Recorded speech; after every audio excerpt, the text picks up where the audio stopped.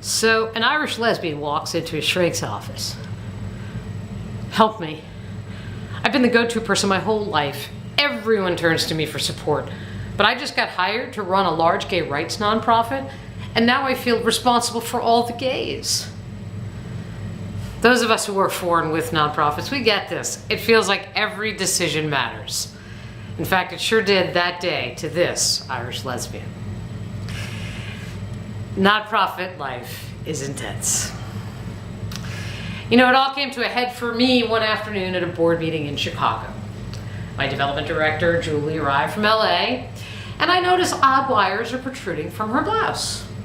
Oh, don't worry, Joan. It's just a heart monitor. I'm having some heart issues, but it's no big deal. What do you think happened? So I sent her home? Put her right back on the next flight to LA? No. I did absolutely nothing. Julie stayed. It was actually a great board meeting. But Julie, I could have almost killed her. In fact, I started to refer to what happened as that time I nearly killed my development director. Now, thankfully, Julie was fine. But believe me, I became conscious that my leadership and management style was making people sick, literally. Nonprofit life is intense. I mean, think about it. When you're trying to save even a small part of the world, there's no margin for error. A father and his toddler will sleep on a subway if the legal aid organization doesn't get the check to the landlord on time. A battered woman will have no place to go if the shelter in her community has no marketing money, because she won't even know it exists. Nonprofit life is intense. In fact, during my years as a nonprofit executive director, my staff began to measure my intensity using a Starbucks cup metaphor. How's Joan today? Oh, I'd steer clear. She's a venti. But after the Julie incident, I had a change of heart. And I learned 3 lessons I'd like to share with you. And I hope that these lessons will make the lives of those of you who work in nonprofit, and even those of you who don't, a bit less intense. Number 1, give your team permission to juggle poorly. In nonprofit, you will always be handed too many balls to juggle. The goal isn't to keep them from dropping. The goal is to work as a team to make intentional decisions about which ones to drop. There'll always be important things and things you wish you could do. The key is making that distinction. Lesson 1, prioritize. Number 2, be a real person. After the Julie board meeting, there was another one, and our director of IT, Asen Abel, is giving a rather dry PowerPoint presentation, and I begin to see heads nodding, when out of nowhere, this slide appears.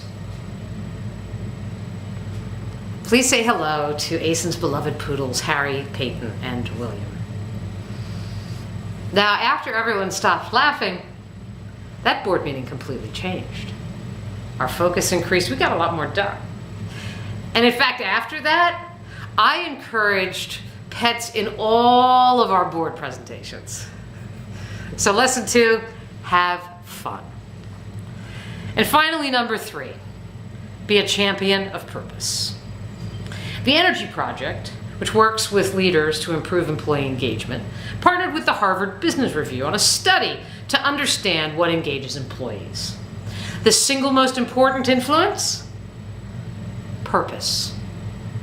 Employees who derive meaning and significance from their work are more than 3 times as likely to stay in their jobs and be engaged. So to my fellow nonprofit warriors, think about that. We are wearing the ruby slippers because in our line of work, it's all about purpose. So being a champion of purpose is mission critical. Introduce your board and your staff at all levels to those whose lives are touched by your work. You know, you wouldn't think twice about bringing a donor on a truck to deliver produce to a food pantry. But would you ever think to bring the receptionist? who greets every person who comes through the door? Consider that impact. Lesson 3, purpose. Okay, once upon a time I was a venti, and I thought nothing of a staff member coming to a board meeting on a heart monitor. But I get it now. I understand that a really good leader figures out a way to manage that intensity that enables the whole team to maintain clear perspective. Because it's only with clear perspective that all of you can do your very best work. And that's the quality of work that your clients need and the quality of work your clients deserve. Thank you very much.